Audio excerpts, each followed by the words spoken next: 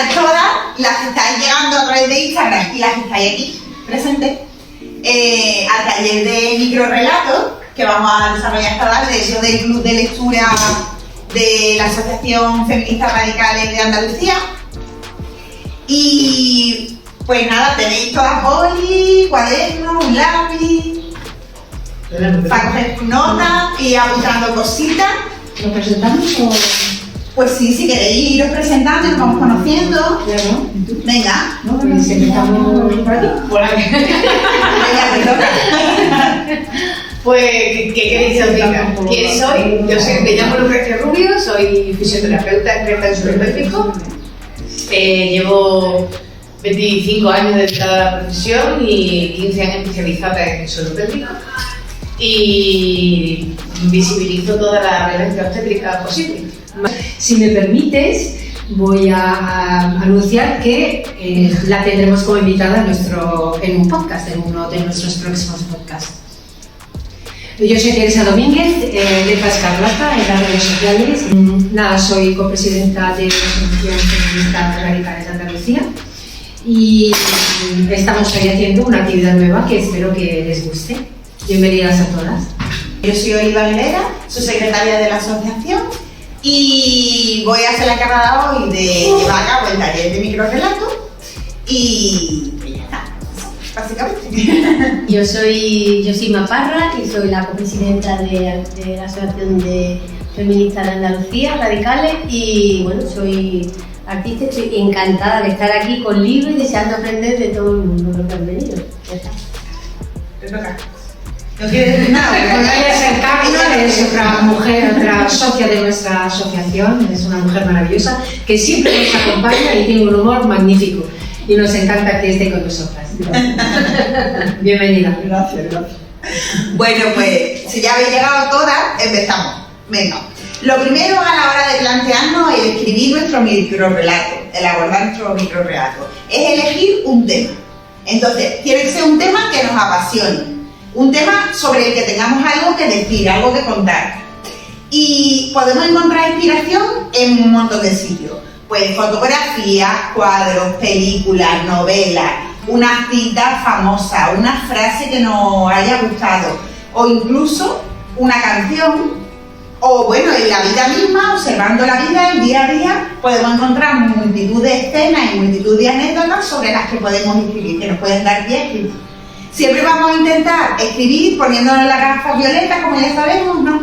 Y sobre todo haciendo pues incidencia en los problemas que atañen a las mujeres, a las niñas, básicamente. Entonces, eso sería como la primera cosita así a tener en cuenta a la hora de empezar a escribir, ¿no? Elegir la temática. Después tenemos que tener en cuenta que tenemos que ser muy breves.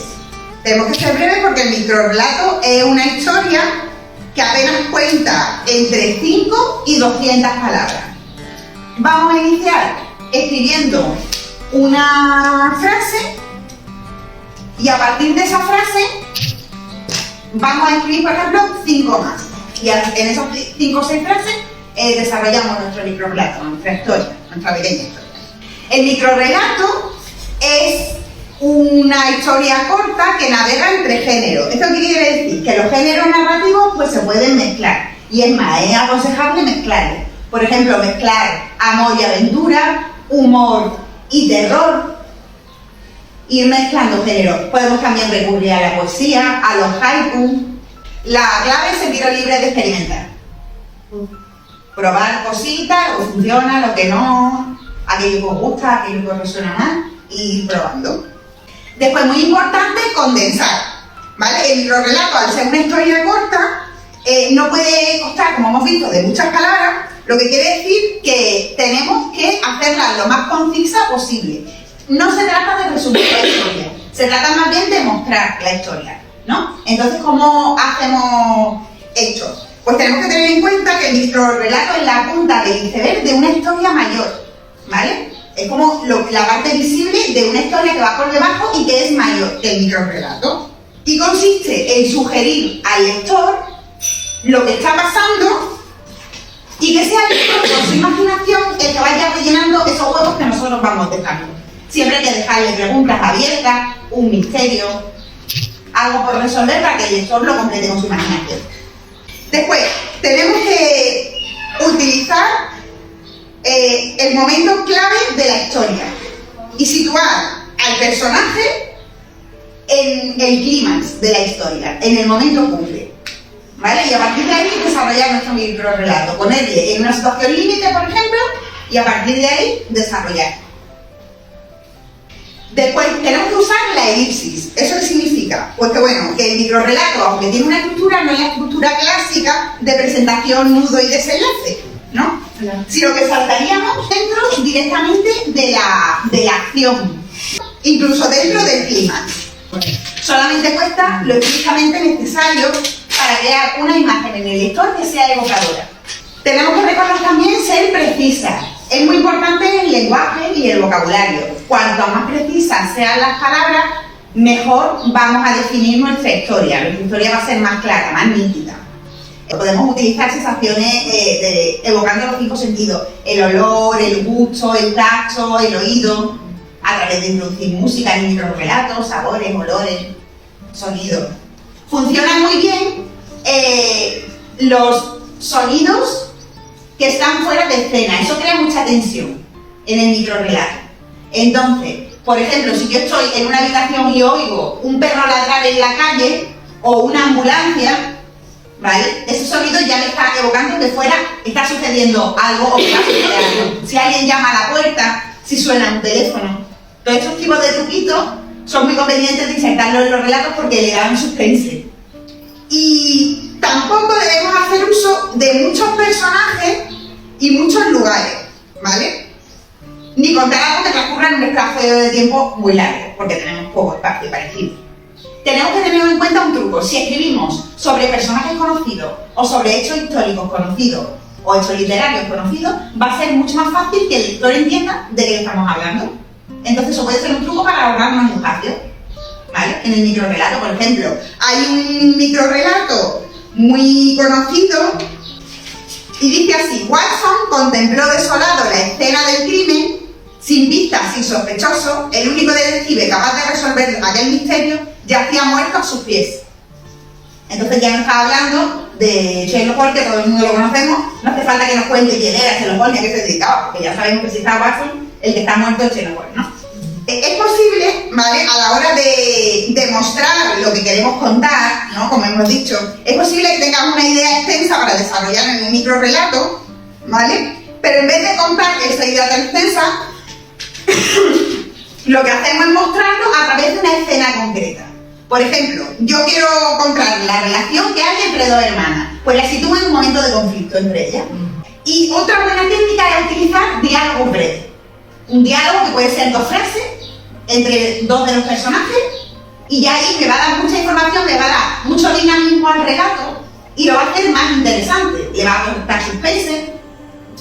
Después, darle al lector algo en lo que pensar. El microrelato tiene que dibujar en la mente del lector una escena evocadora, con mucha fuerza, y un final impactante y sorprendente. Eso es el giro final. Entonces, tenemos que buscar una sorpresa final, un misterio que se desvele al final. Algo que no hemos podido decir al principio o incluso en el título, que al final cobra sentido. Y os pongo un ejemplo de uno que he escrito yo, que se titula Neón. Mira: somos malas, podemos ser aún peores. Grita la pared del baño en letras de labial rojo. La música trance atruena incluso dentro del cubículo. Alguien entra, golpea insistentemente la puerta. Está ocupado, respondo airada. Venga, perra, no tengo todo el día, cariño, ordena la voz al otro lado. Me recompongo la ropa y abro. Pegado a la puerta, un hombre con vestido de lentejuela y exceso de maquillaje me mira impaciente. ¿Vale? Este sería otro ejemplo en el que tenemos un pequeño, situamos en el punto clímax, ¿vale?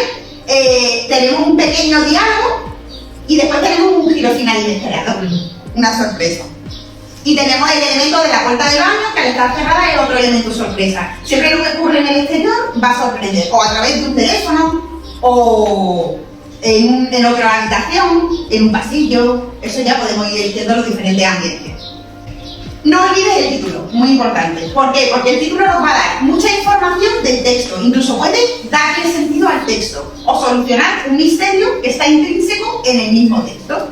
Entonces tengo un ejemplo que sería la añoro más que a las otras. Ese es el microrrelato. Y el título es poligamia. ¿Vale? Entonces vemos que sin el título, la frase en sí, pues bueno, no nos evoca mucho tampoco. Sin embargo, ya le añadimos ese título y ya nos cuadra. Atrapar al lector. La lectura perfecta para un microrrelato consiste en lo siguiente. Empezar la escritura, perfecto. Intrigando al lector, empezar intrigando al lector. Lanzarlo al protagonista o a la protagonista en medio de una acción o una imagen evocadora que le lleve a seguir leyendo, porque quién sabe lo que ocurre.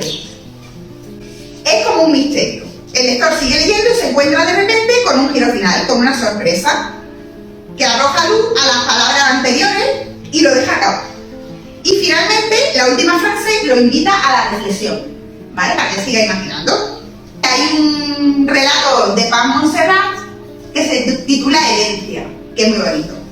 Antes de ponerse el pendiente, frotó el metal que rodeaba el zafiro con un bastoncito impregnado en el líquido para limpiar plata.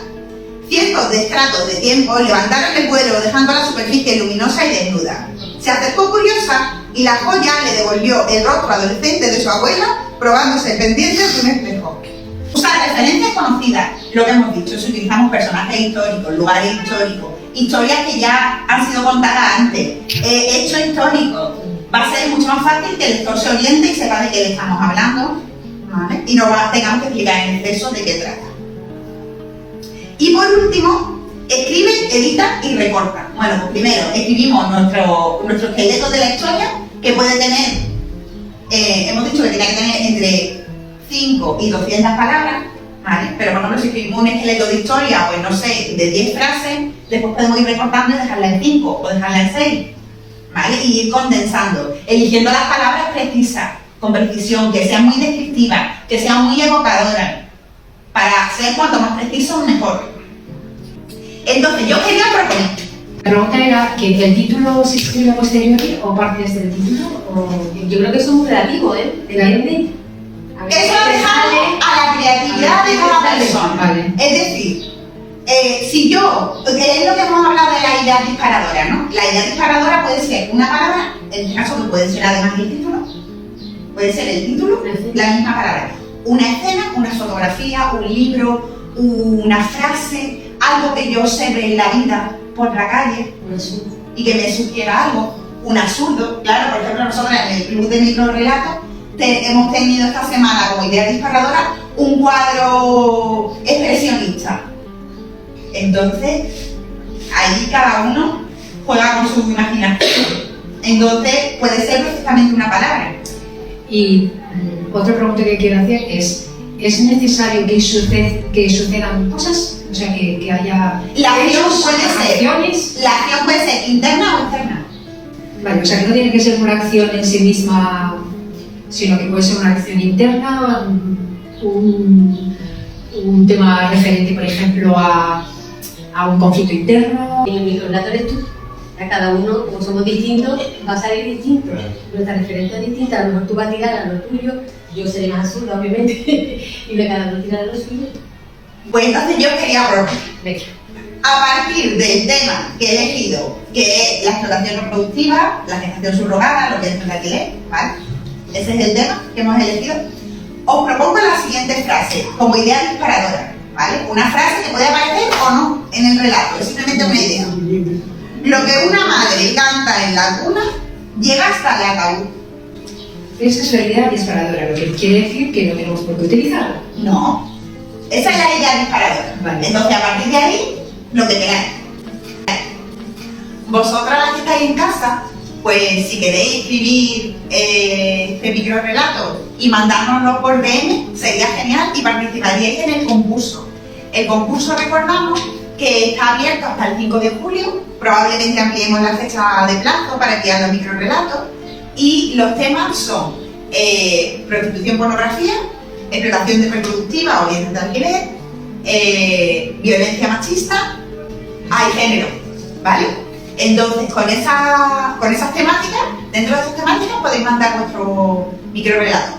Lógicamente, como hemos dado la premisa de que tenía que ser la temática explotación reproductiva, pues la frase, lo que una madre canta en la cuna llega hasta el ataúd, como idea disparadora, podéis mandarlo por DM, ¿vale? Y seréis incluida en el concurso. Muy garabateado, esto no sé si voy a ser capaz de leerlo, pero bueno, creo que ya lo he hecho. Bien. Bueno, pues mientras que vamos terminando los relatos, aprovechamos a recomendar unos libros para el verano. ¿Os parece bien? Mientras que estamos terminando los relatos. Ya está. Pues bien. Yo me he traído dos. Me he traído Los augurios de Irene Otero, que os lo recomiendo. Es un thriller psicológico que analiza las relaciones heterosexuales y las relaciones con la familia. Y es trepidante, se lee súper rápido y engancha muchísimo. Los augurios de Irene Otero, para este verano. Y luego me he traído otra novela que también engancha muchísimo, que es Ansia, de Nara Álvarez, que es un thriller de venganza, básicamente.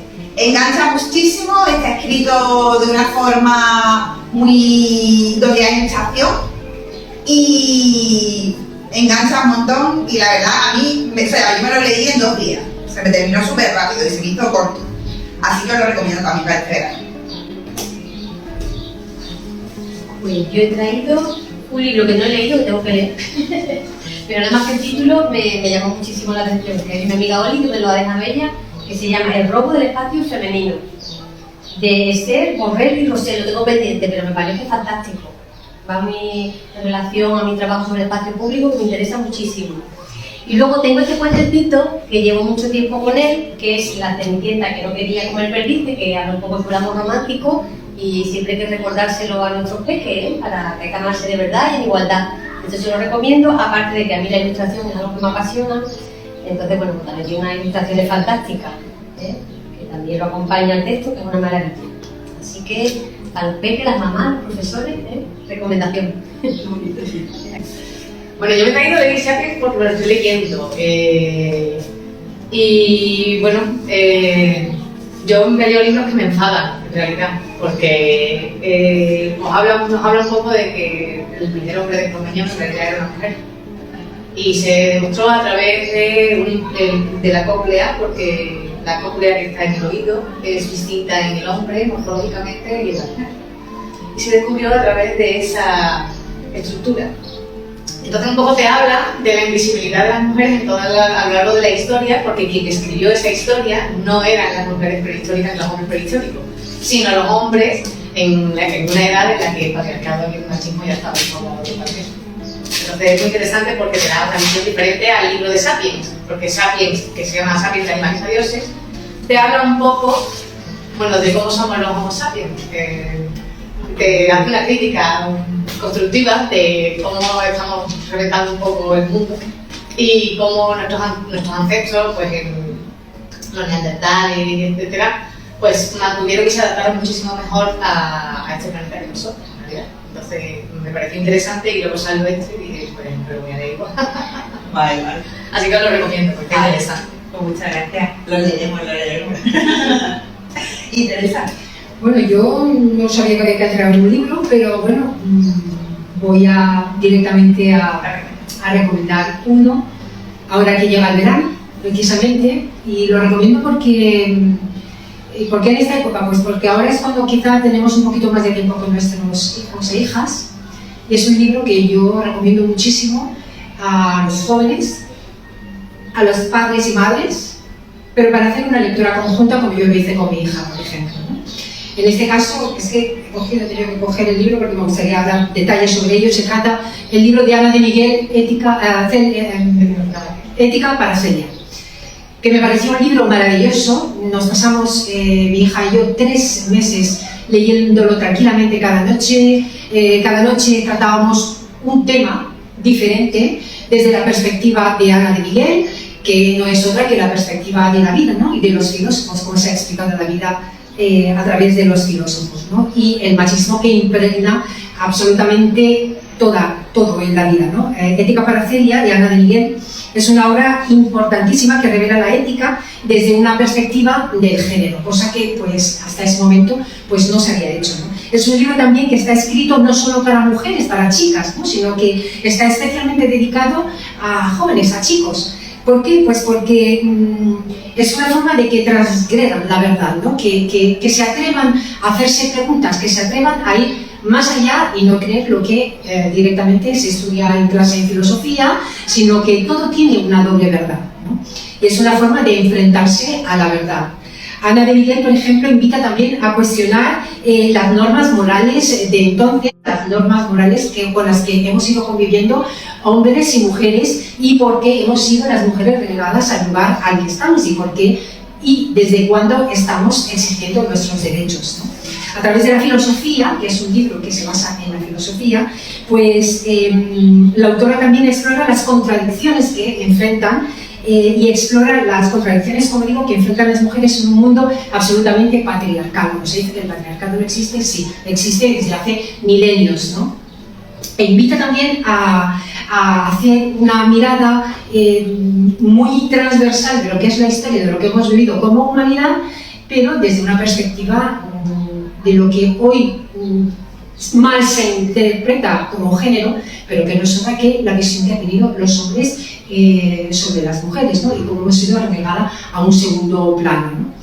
Así que yo creo que es una lectura muy interesante, muy divertida, porque Ana de Miguel es muy divertida cuando cuenta. Hacemos un repaso a lo largo de toda la historia y nos hace también evocar cuántas cosas podrían haber sido tan diferentes de habernos permitido a las mujeres tener la oportunidad de poder participar en la vida, no solo social, económica, en la vida en general, en la política e incluso cuando hemos querido hacerlo, hemos tenido siempre las dificultades, ¿no? Y es un libro que creo que abre mucho los ojos tanto a mujeres como a hombres, como a jóvenes. Es una lectura que recomiendo para hacerla, como digo, en común. Bueno, pues si os parece bien, empezamos a leer vuestro relato, el microrelato. ¿Quién quiere empezar? No, lo que yo llega hasta el corazón, ¿no? Y lo que cuesta es una madre canta en la cuna, llega hasta el ataúd. Hasta la ataúd, esa es la frase. Esa es la frase, yo cuento que llega hasta el corazón. Vale. Lento, pausado caminar, bajo túnel de recuerdos. Lloro, río, canto, salto y de todo. Me alejo, salgo el encuadre y vuelo. No nada.